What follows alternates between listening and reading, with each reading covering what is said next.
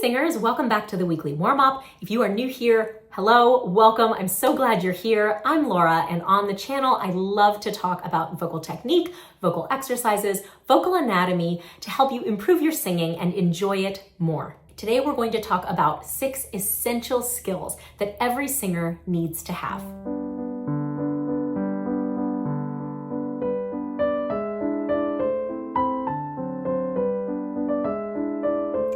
So these 6 skills are not specifically singing. They are non-singing skills, but nevertheless, they really are so important for every singer and every musician to have. The first one is awareness, physical awareness of your body. So singing is a physical activity. It is something that you do with your body. And I think it is very attractive to people like myself who tend to be very cerebral. And so we think of it as something that we sort of do in our brains and maybe with our hearts. But the bottom line is you actually do it with your body. So cultivating an awareness of what your body is doing is absolutely essential. If you have been an athlete in your life, if you practice yoga, if you do a lot of meditation, this may already be old hat for you. But if this is something that is not a regular part of your singing practice, make sure that you just designate 2 brain cells as your body awareness brain cells and just pay attention. Hey, it really seems like every time I go up for a high note, I'm standing on my tiptoes. That is amazing awareness, and it's gonna help facilitate your vocal learning so much. Skill number 2 is audition. That just means hearing pitches in your head. This is something that I did not even really think about specifically until I was like 40, so please start doing this earlier than I did. It makes such a difference in your singing. So when, for example, you get a pitch at the beginning of a piece and then you're supposed to start on a pitch, or even more challenging, you hear one pitch and you're supposed to start a 3rd up or a 5th up from there. This ability to hear pitches in your head without the ability to do it without actually humming or hearing it out loud is invaluable. It can really, really help with tuning. It can help with performance anxiety. I'm not gonna go into all of the details of that, but if you're curious about it, put a question down in the comments because I would love to talk more about audition or give you some resources on how to work on it.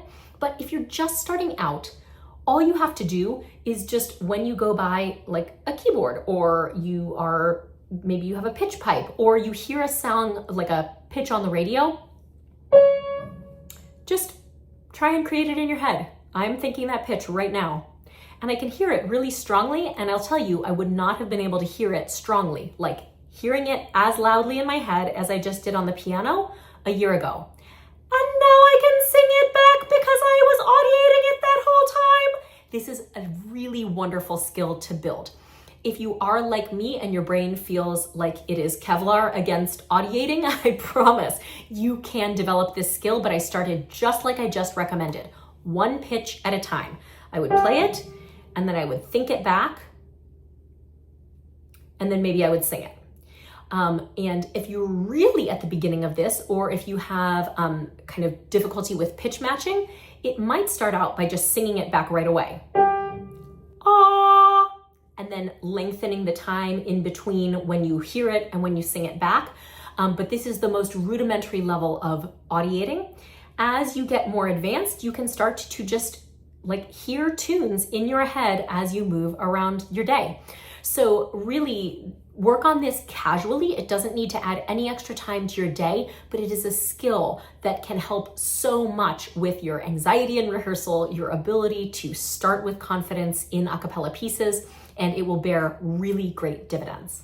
The 3rd skill that I wish every singer would work on is movable do solfège. This is a sight reading system that helps to ground you in the key in which you are singing. It helps you to understand on a really instinctive level how far apart notes are from one another.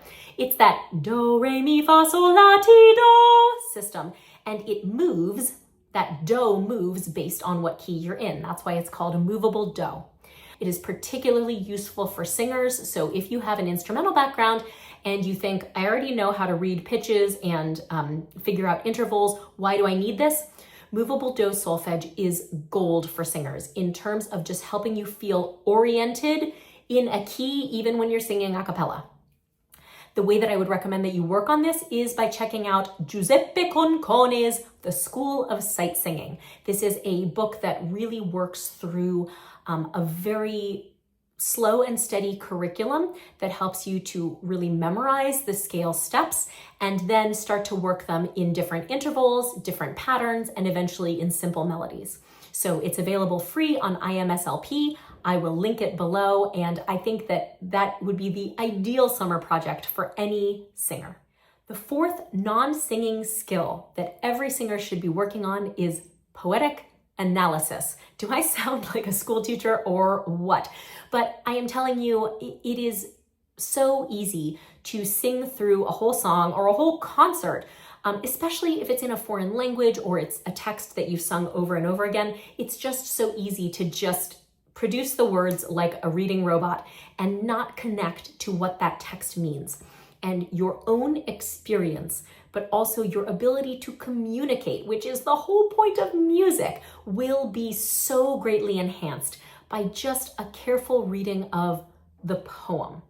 So if you are not engaging with your text, then maybe this doesn't even need to be poetic analysis, but just thoughtful reading of your words. It's worth thinking about. That is why the song is composed the way that it is. And if you're not taking the time to think about the text, then you are not understanding all the richness that is there and that will help you to sing in a way that is so much more profound. So do it for yourself. Do it so that you can enjoy your singing more. I am getting all worked up here. Let's talk about the fifth skill I really think every singer should be working on, and that is developing an internal sense of rhythm. I talked right at the beginning about body awareness, and this internal sense of rhythm really needs to be grounded in your body. It's not just about being able to think 1, 2, 3, 1, 2, 3, but to feel in your body, to be able to walk your feet in that rhythm, maybe to dance to it. All the rhythmic problems that singers deal with, particularly in the choral world, I see singers struggling with dotted rhythms, syncopation, big note triplets, those are hard. You cannot start working off the beat until you actually know and can feel where the beat is. So in an ideal world, how would you work on this? You would dance. But if you're not willing to dance or dancing is not in your life, you can walk to the beat. You can move to the beat. There is some way that you can do this, and you don't have to add any time. You can tap to the beat when you've got a song on the radio, or you're listening to a song as you're walking through the mall and you can walk your feet to that, or you can kind of move to the rhythm of the hymn that's playing at church. Whatever it might be, get your whole body involved in that rhythm so that you can feel that internal metronome. And that way, when you start doing your ba, ba, ba, or your dum, da, dum, da, dum, or your da, da, da, da, da, da, your triplets, your dots, all those things, that steady rhythm is inside of your body. The last non-singing skill that I really recommend you incorporate into your singing is a problem-solving approach to practice. I made a whole video about how I plan my practice so that I am not wasting a single moment of my precious practice time. And it's really simple. I will link it below. There's a video and there's also a free download that you can kind of download to put that up and just do it on paper.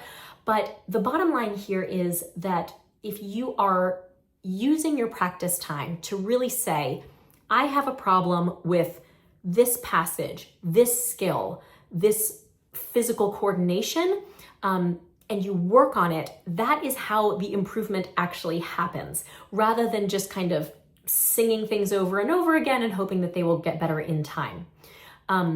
You can work on any one of the first 5 skills in this way. You can say, I have a problem with keeping the beat in a triple meter. So you put a waltz on the stereo and you walk your feet along to it. That is problem-solving practice.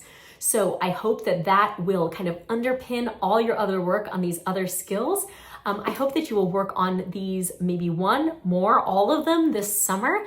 And if you have ideas of skills that have been helpful to you, that you would like help working on, put them down in the comments. I would love to help you out. I would also love to kind of mine the richness of this community. You all know so much, and I would love for you to share it with one another and with me. So thanks for being with me today. I won't say thanks for singing with me because we didn't sing, but we sure did find some tools for improving our singing. So I hope they'll be effective for you. And in the meanwhile, thanks for practicing.